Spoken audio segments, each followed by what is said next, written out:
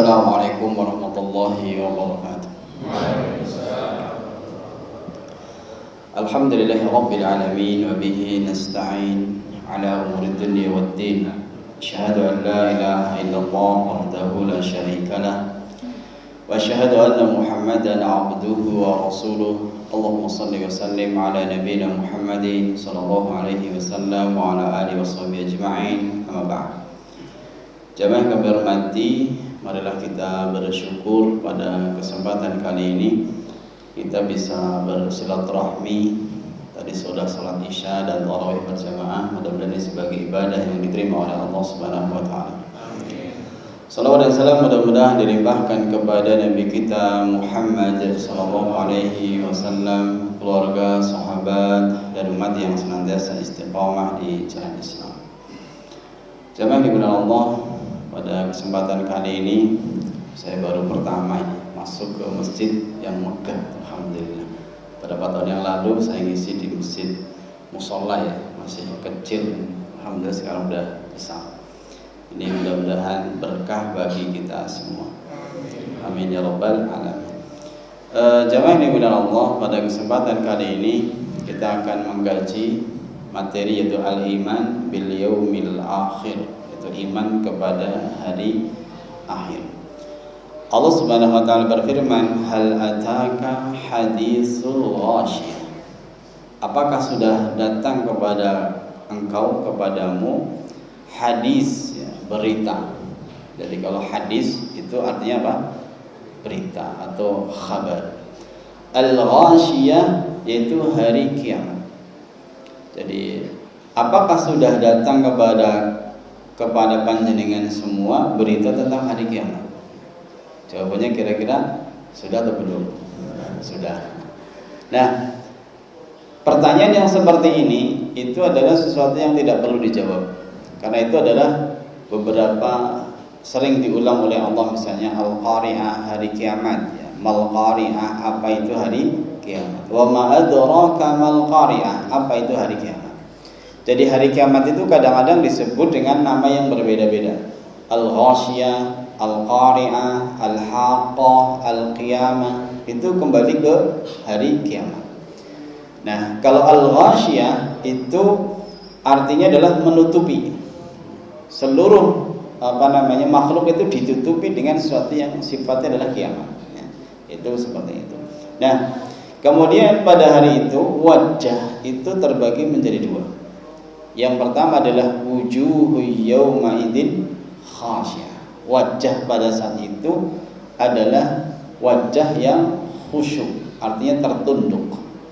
Nah, tertunduk di sini bukan berarti khusyuk karena senang, bukan, tetapi karena penuh dengan kehinaan. Jadi wajah-wajah yang penuh dengan kehinaan. Pada saat itu tidak berani dongak ke atas, enggak berani. Wujuhu yawma idzin khasyah. Amilatun nasibah. Mereka itu bekerja itu dengan susah payah. Jadi jamaah dimuliakan Allah, ketika hari kiamat itu sebetulnya kata para ulama itu sejak di alam barzakh. Jadi ketika para ulama mengatakan man mata qad qamat qiyamatuh, barang siapa yang meninggal dunia maka sudah tegak kiamat. Jadi kalau sudah meninggal dunia berarti sudah tegak kiamat, yaitu kiamat sughra. Maka ketika sudah kiamat maka sudah tidak ada amal. Maka Allah mengatakan maliki yaumiddin, Allah yang menguasai hari pembalasan. Ad-din itu bernama al-jaza, pembalasan. Berarti ketika sudah di alam barzakh itu adanya adalah pembalasan. Sudah tidak ada amal. Itu sejak di alam barzakh. Nah, di alam barzakh ini yang pertama itu manusia itu akan menghadapi yang namanya fitnah kubur. Jadi menghadapi yang namanya fitnah kubur. Ini semua. Nah, fitnah kubur itu adalah pertanyaan malaikat Munkar dan Nakir. Makanya kalau mau belajar di sekolah-sekolah itu biasanya kita berdoa raditu billahi rabba wa bil islami dina wa bi Muhammadin nabiyya wa rasul. itu supaya kita lancar ketika ditanya man rabbuka, man nabiyyuka, ma dinuka.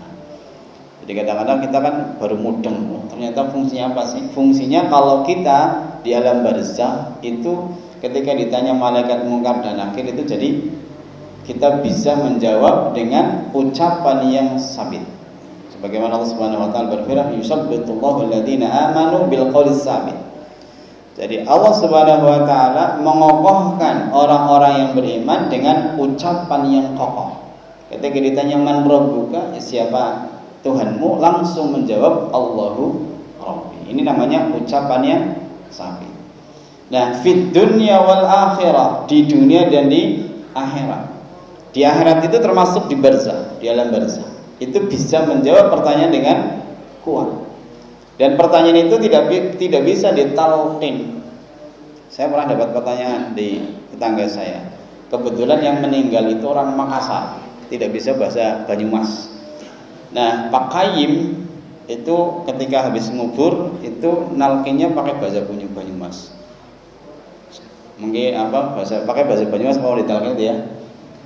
Jadi saya agak lupa, tapi pakai bahasanya bahasa Banyumas gitu. Nah, kemudian sebelah saya nanya, "Tad, apa itu?" Tak paham, itu orang Makassar gitu ya. Enggak tahu itu pakai karena orang Makassar ditalkin pakai bahasa Banyumas. Tetapi yang namanya ucapan ya, ketika ditanya oleh malaikat mungkar dan nakir itu adalah taufik dari Allah. Dan ketika seperti itu dalam kondisi yang di alam barzakh ini, itu adalah Allah Subhanahu wa taala yang memberikan ucapan yang kokoh. Sebagaimana Allah Subhanahu wa taala berfirman, yusabbitullahu alladziina aamanu bil qawli sabit. Allah itu yang mengokohkan orang-orang beriman dengan ucapan yang kokoh. Jadi Allah itu memberikan anugerah di situ. Nah, pertanyaan kemudian di alam barzakh itu yang ditanya itu roh apa jasad? Kira-kira rohnya apa jasadnya? Rohnya. Karena jasadnya panjenengan mencuci memandikan jenazah yang keseron, ya kan orang tulung-tulung gitu, orang mungkin tulung-tulung wajah keseron gue gitu kan juga. Gitu. Atau misalnya jasadnya dikremasi, dibakar, kemudian sampai menjadi debu, dibuang ke laut, protes nggak? Ya tidak protes. Nah, tetapi yang ditanya itu adalah ruhnya. Tetapi fisiknya itu hanya mengikuti. Namanya tabi'an, mengikuti. Nah, yang ditanya itu adalah ruhnya. Sehingga hukum yang berlaku antara dunia yang sekarang kita tempati ini dengan barzakh itu berbeda. Hukumnya berbeda. Kalau sekarang yang kita tempati itu, yang kita rasakan itu fisik. Dicubit ya sakit, makan enak ya fisiknya, makan gak enak ya fisik. Tetapi kalau di alam barzakh itu bukan fisiknya, tetapi rohnya. Sehingga jamaah dibilang Allah, kalau misalnya ada orang yang ingkar kepada azab kubur, ini sesuatu yang salah, karena logika yang dia pakai itu adalah logika dunia. Padahal yang berlaku adalah roh. Nah, kemudian jamaah dibilang Allah, ketika di alam barzakh ini, ketika para ulama mengatakan wujuhu yauma idzin na'imah. Ini wajah yang kedua, Pak. Yang pertama kan wujuhu yauma idzin khasyah. Wajah yang kedua adalah wujuhu yauma idzin na'imah. Wajah yang penuh dengan kenikmatan. Ini sudah bisa merasakan nikmat nikmat itu sejak di alam barzakh. Nikmat itu aroma surga sudah bisa tercium di alam barzakh. Nah, kalau wujuh yauma idzin na'imah li sa'iha radiyah, karena dia ridho dengan amalnya ketika di dunia. Makanya banyak di antara para nabi itu yang ketika beliau itu ditawari oleh malaikat, kira-kira mati sekarang atau mati besok. Kalau Nabi Musa alaihissalam itu dalam riwayat yang sahih itu ada malaikat maut langsung masuk ke rumahnya, sama Nabi Musa dicotos, jebret gitu ya, dicotos matanya ucul gitu ya. Gitu. Ini hadisnya sahih gitu ya. Nah, kemudian malaikat maut ini datang kembali kepada Allah dengan mata yang tadi hampir copot. Kemudian malaikat maut ini mengatakan, ya Allah, engkau mengutus kepadaku seorang yang tidak mau mati. Maka kemudian setelah itu disembuhkan, kemudian bilang, datang lagi ke Nabi Musa, ditawarkan saja, mau mati sekarang atau mati beberapa tahun lagi, kamu tangannya ditaruh di bulu sapi, kemudian di bawah tanganmu itu ada berapa bulu. Kalau di situ ada 100 bulu, berarti hidup 100 tahun lagi. Nah, kemudian ditawari, kira-kira mati sekarang atau mati beberapa tahun lagi? Jawabannya Nabi Musa kira-kira gimana, Pak? Mati sekarang. Kalau panjenengan kira-kira mati sekarang apa mati besok? Kira-kira panjenengan ngesuk apa sih? Oh, besok ya, ngesuk di situ ya. Masih betah gitu. Itu para nabi itu begitu. Karena apa? Lisaiha radiyah. Kepengen bertemu dengan amalnya di dunia. Jadi kepengen ketemu dengan amalnya. Yang dulu ketika kita berinfak, ya berjariah, itu selalu kepengen ketemu. Supaya kalau meninggal dunia itu kepengen bertemu dengan amalnya. Kadang-kadang kalau melihat misalnya kita wakaf, ini sudah makmur, sebenarnya puas gitu. Tapi lebih puas lagi ketika sudah di alam barzah. Kita misalnya kita ikut berpartisipasi bangun masjid ini, ikut wakaf gitu ya. Itu rame, itu kan rasanya puas ya. Apalagi kalau sudah di alam barzah, itu bisa menjadi jariah. Bisa menjadi apa? Jariah, pahala yang mengalir gitu ya. Pahala yang mengalir terus menerus gitu ya. Ini keutamaan orang-orang yang mendonasikan untuk amal jariah. Dia akan melihat amalnya menjadi wujuhu yauma idzin na'imah. Nah, wajah-wajah itu penuh dengan kenikmatan itu ketika di alam barzah sudah. Makanya di alam barzah itu setelah dia mendapatkan fitnah pertanyaannya, maka ada dua kemungkinan lagi. Yang pertama adalah nikmat, yang kedua adalah azab. Kalau nikmat berarti dia senang di alam barzah, sudah merasakan aroma surga. Tapi kalau dia mendapatkan azab, ya sudah, berarti dia mendapatkan azab. Ada dua kemungkinan, azabnya kekal atau azabnya sementara. Dan azab kubur itu bukan disebabkan masalah berat, tapi masalah-masalah yang ringan. Di antaranya adalah ketika kencing tidak menutup ya, atau la yastatiru fil baul, tidak menutup aurat ketika kencing. Atau ada yang menerjemahkan juga ketika kita kencing itu tidak memperhatikan bersuci, sehingga kadang-kadang masih ada air kecil yang nyiprat-nyiprat, sehingga kemudian ketika sholat itu tidak memenuhi syarat sahnya sholat. Itu bisa menyebabkan orang itu diadab sejak alam kubur atau alam barzah. Kemudian yang kedua adalah yamshi bin namimah. Dia itu berjalan dengan namimah, mengadu domba. Oh Pak, di sana itu bapak itu kayak gini, bilang gini. Kesana lagi, Pak, sana bapak itu kayak panjenengan begini-begini. Sehingga muncul tidak suka. Ini menyebabkan diadabnya adalah di alam barzah. Nah, kemudian jemaah yang dimana Allah, baru kemudian sampai hari kiamat. Nah, kapan datangnya hari kiamat? Allah Subhanahu wa taala berfirman ya. Jadi yauma yunfakhu fis-sur fasa'iqa man fis samawati wa man fil ardh. Jadi ketika wa nufikha fis-sur, ketika sangkakala itu ditiup, maka semua yang ada di langit dan yang di bumi itu akan mati kecuali yang dikehendaki oleh Allah Subhanahu wa taala. Kemudian summa nufikha fihi ukhra fa idahum qiyamun yandur. Kemudian setelah itu ditiup sangkakala yang kedua, maka kemudian bangkitlah seluruh manusia menunggu keputusan Allah.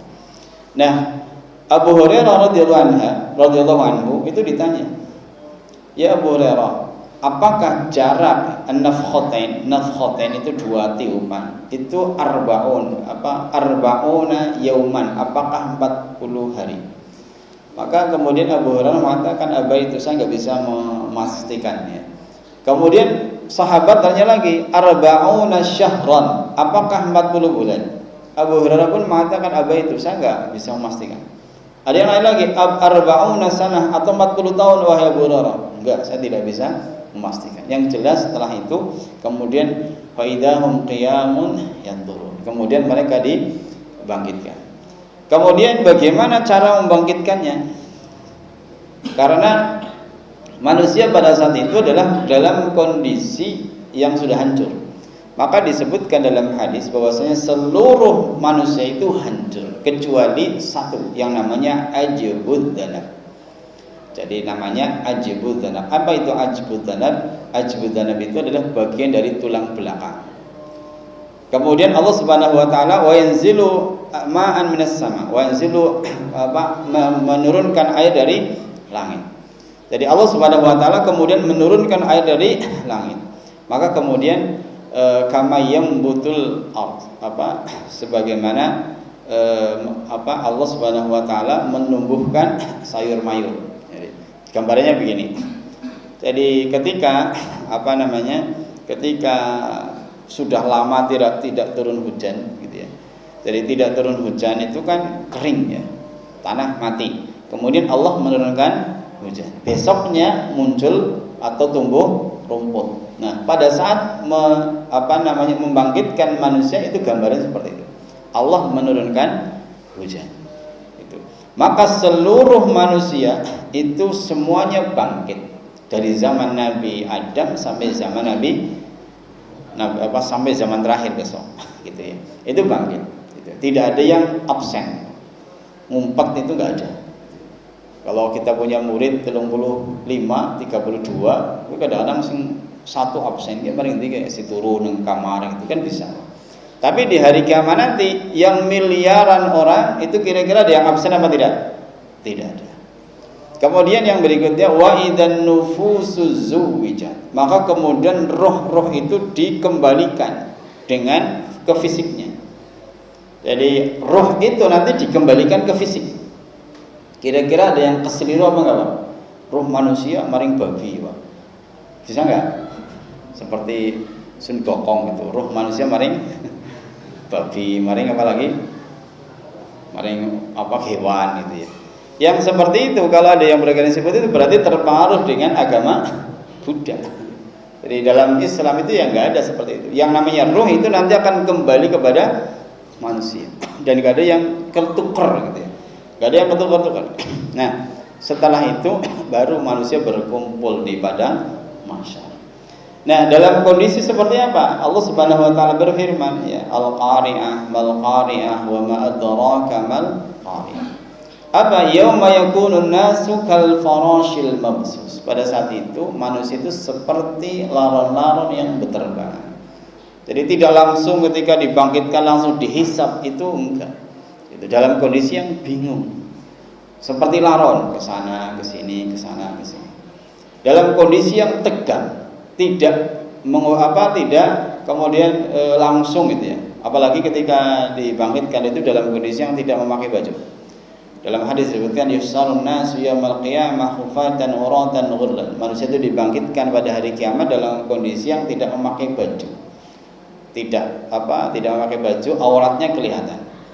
Sampai-sampai Aisyah radhiyallahu anha bertanya, "Ya Rasulullah, wahai Rasulullah, ayanduruna ba'dhum ila ba'd?" Apakah nanti manusia itu melihat aurat yang satu dengan yang lain? Maka kemudian, "Ya Aisyah, al-amru asyad." Wahai Aisyah, urusan di sana itu sangat dahsyat. Min an yanzura ba'dhum ila ba'd. Daripada sekedar melihat yang satu dengan yang lain. Ini dalam kondisi yang sangat tegang, sehingga dalam kondisi ketika dibangkitkan itu enggak sempat mikir aurat ya. Bahkan yauma yafirul mar'u min akhi, seseorang itu akan lari dari saudaranya, wa ummihi wa abi, akan lari dari ibu dan bapaknya, wa sahibatihi wa bani, dari istri dan anak-anaknya. Likulli imri'in minhum yauma idzin sya'nu yughni. Pada saat itu manusia itu sibuk dengan urusannya sendiri-sendiri. Maka pada saat itu mereka semua pada hari kiamat membutuhkan yang namanya syafaat. Jadi syafaat. Apa itu syafaat? Syafaat itu secara bahasa kan wasyaf'i wal watr, demi yang genap dan yang ganjil. Nah, syafaat di sini adalah yaitu doa atau al-mas'ul, ya, doa yang ditujukan kepada Allah fil yaumil qiyamah, pada hari kiamat, untuk kepentingan orang lain. Jadi doa yang ditujukan kepada Allah di hari kiamat untuk kepentingan orang lain. Nah, manusia pada saat itu dalam kondisi yang bingung, dalam kondisi yang sangat bingung. Maka mereka minta syafaat. Maka orang yang pertama kali dimintai syafaat adalah Abul Bashar, mbahnya manusia, yaitu Nabi Adam.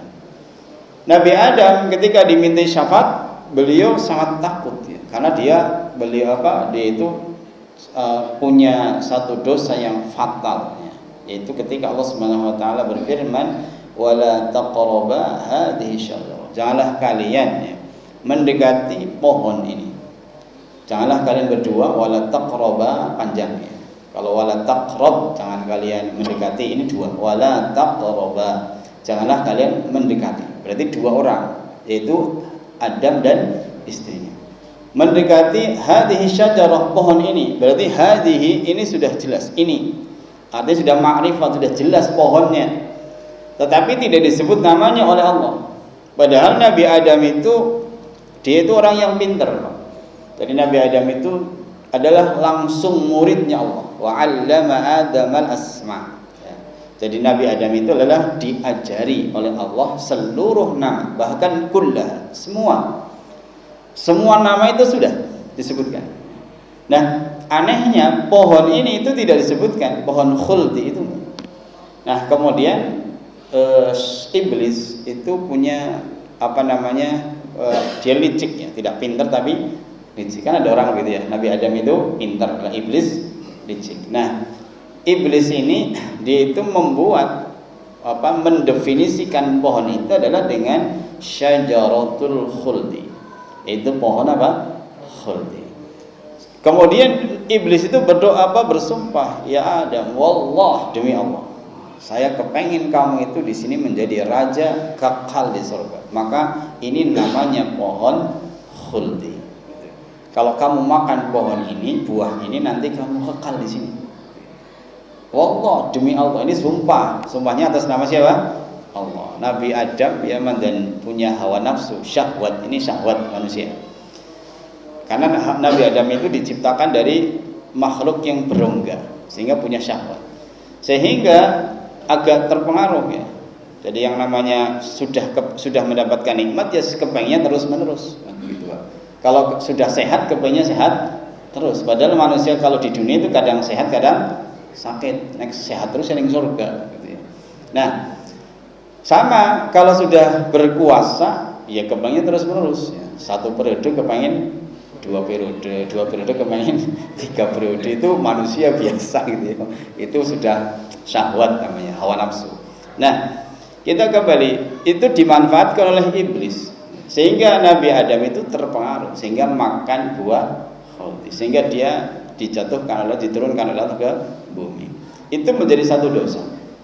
Sehingga di hari kiamat itu Nabi Adam tidak berani memberi syafaat. Maka beliau mengatakan ghairi, kamu selainku, jangan aku gitu.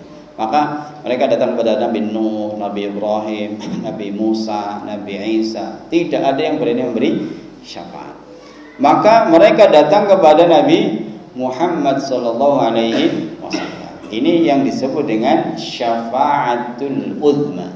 Jadi syafaat yang hanya dimiliki oleh Nabi Muhammad sallallahu alaihi wasallam disebut dengan syafaat yang agung. Apa itu syafaatul uzma? Syafaat untuk dimulainya hisab. Dimulainya apa? Hisab. Diambil keputusan gitu. Jadi sebelumnya itu enggak jelas ini acaranya kapan. Padahal di hari kiamat itu lamanya itu adalah 50.000 sana. Fi yawmin kana miqdaruhu 50.000 sana. Satu hari di sana itu sama dengan 50.000 tahun. Itu sesuatu yang lama, Pak. Makanya ketika pada hari kiamat melihat dunia sekarang yang kita tempati ini adalah hanya sa'atan minan nahar, atau lam yalbasu illa asyiyatan au duha. Jadi tinggal di sini itu seperti pagi dan sore saja, atau dalam ayat yang lain adalah sa'atan minan nahar, hanya 1 sa'ah. Kalau kita belajar bahasa Arab itu sa'ah itu jam. Kam sa'atan, berapa jam atau jam berapa. Nah, sa'ah itu 1 jam. Makanya kita lihat surat An-Naba sebelum yang tadi dibaca oleh Imam. Itu disebutkan inna jahannama kanat mirsada lit-taghina ma'aba labisina fiha ahqaba. Kita lihat labisina fiha ahqaba. Mereka itu tinggal di neraka jahanam itu ahqaba, berabad-abad. Itu kata Imam Ibnu Katsir dalam tafsir beliau mengatakan bahwasanya satu hikbun, ahqab itu jamak dari hikbun. Ahqab itu jamak taksir ya, jamak yang tidak beraturan. Nah, satunya adalah hikbun. Satu hikbun, satu abad itu 70 tahun. 1 tahun 12 bulan, 1 bulan 30 hari. Dan 1 hari sama dengan 1000 tahun. Jadi 1000 tahun. Nah, kalau kita hitung dengan matematik dunia sekarang, 1 jam ada berapa? 1 hari 1 malam ada berapa jam? 24. Berarti 1000 dibagi 24. Berapa? 42. Jadi berarti 1 jam neraka sama dengan 42 tahun. 1 jam neraka sama dengan 42 tahun. Jadi akhirat itu lama. Kalau ada orang yang sekarang hidup 42 tahun, berarti baru 1 jam. Rasulullah hidup 63 tahun, berapa jam? 1,5 jam. Perhitungan apa? Akhirat, gitu ya. Orang yang hidupnya 84 tahun, ya 2 jam. Padahal umur umatnya Nabi, a'maru ummati baina 60 ila 70. Umur umatku kata Nabi adalah antara 60 sampai 70. Wa qallu yatazawwaj 'ala dzalik. Dan sedikit orang bisa melampaui. Jadi kalau sudah 80 itu ibaratnya sedikit banget lah. Itu anugerah gitu ya. Dan itu harus diperbaiki dengan umurnya itu harus dipergunakan dengan sebaik-baiknya. Dan itu menjadi khairun nas. Khairun nas ya man tala umuruhu wa hasuna amaluhu. Orang yang paling baik itu adalah orang yang umurnya panjang dan amalnya baik, gitu ya. Ini tentang masalah umur. Kita kembali ya, hisab ya. Jadi hisab ini ketika sudah mendapatkan syafaat. Nah, syafaat ini hisab ini setelah mendapatkan syafaat baru kemudian dihisab. Hisabnya bagaimana? Itu ditampakkan amal. Kita persingkat saja. Termasuk anugerah kepada kaum muslimin, kepada orang-orang yang beriman adalah hisab dengan hisab yang mudah. Allah Subhanahu wa taala berfirman, wa amma man utiya kitabahu biyamini fasawfa yuhasabu hisaban yasira. Adapun orang yang dia itu mendapatkan catatan amal dari sebelah kanannya, maka dia akan mendapatkan hisab yang mudah. Nah, hisab yang mudah seperti apa? Adalah bainahu wa bainallah, antara dia dengan Allah. Yu'radul amal, dia ditampakkan amal. Bahkan amal-amal yang dulunya ya orang lain nggak tahu berbuat dosa, kemudian kita tahu berbuat dosa, Allah itu tahu, maka kemudian ditanya, apakah kamu tahu? Hal ta'rif, apakah kamu tahu? Kemudian orang beriman mengaku itu, iya ya Allah, saya dulu pernah berbuat begitu, mengakui. Maka kemudian Allah mengatakan, dulu yastatiru fid dunya, saya tutup di dunia, maka sekarang saya ampuni. Ini hisab yang mudah. Jadi hisab yang mudah itu adalah satu, antara dia dengan Allah saja, tidak di depan orang banyak. Yang kedua, tanpa penerjemah. Kemudian ditampakkan amal, kemudian diampuni. Itu adalah hisab yang mudah. Adapun orang kafir itu dihisab, yaitu amama rusul khalaik, di depan seluruh makhluk. Jadi nanti ketahuan ini, ternyata desainer COVID-19 itu siapa? Ketahuan. Ternyata sana gitu ya. Ternyata itu minyak goreng siapa gitu ya. Dalamnya jadi rolas saya jadi selawe itu siapa sih jangan gitu ya. Itu semuanya nanti kelihatan, Pak. Sehingga kemudian sing maling siapa? Itu semuanya kelihatan, tahu semua. Itu orang-orang kafir. Nah, setelah dihisab, maka kemudian ditimbang. Nah, ditimbang itu, yang ditimbang itu ada beberapa. Ada yang mengatakan adalah amalnya, ada yang mengatakan itu adalah fisiknya, ada yang mengatakan catatan amal. Kalau fisik misalnya, disebutkan dalam hadis bahwasanya ada orang yang besar ketika ditimbang dengan sayap nyamuk saja lebih berat sayap nyamuk. Jadi wong itu gede dhuwur, Tapi kabil lemut bae lebih abot lemut. Kenapa bisa begitu? Karena amalnya itu tidak berkualitas. Jadi tidak berbobot. Jadi supaya berbobot itu kan ada dua syarat. Syarat yang pertama apa? Ikhlas. Yang kedua sesuai dengan sunnah. Jadi kalau amal itu ikhlas dan sesuai sunnah, insya Allah berbobot. Itu ketika ditimbang luar biasa. Contoh misalnya amalan yang sesuai sunnah, contohnya apa? Yang gak usah jauh-jauh lah. Panjenengan mau ke WC, Pak. Ke WC itu ikhlas napa mboten Bu? Ikhlas. Ke WC itu ikhlas banget lah. Walaupun bar makan durian, makan bakso, sate ya ikhlas mari beli. Begitu mau ke WC doa Allahumma inni a'udzubika minal khubusi wal khaba'is gitu. Keluar dari WC ghufranaka, keluar pakai kaki kanan, itu sunnah begitu. Dan ketika ditimbang amalnya ternyata sing abot ki maring WC nih. Karena ikhlasnya luar biasa gitu. Kalau donasi itu sih kadang-kadang ya butuh ikhlas, tapi kadang-kadang masih ada ria-ria dikit lah. Tapi kalau maring WC kan enggak ya, plong gitu. Begitu. Jadi tetapi ya donasi-donasi jariah itu penting seperti itu karena itu sangat menentukan.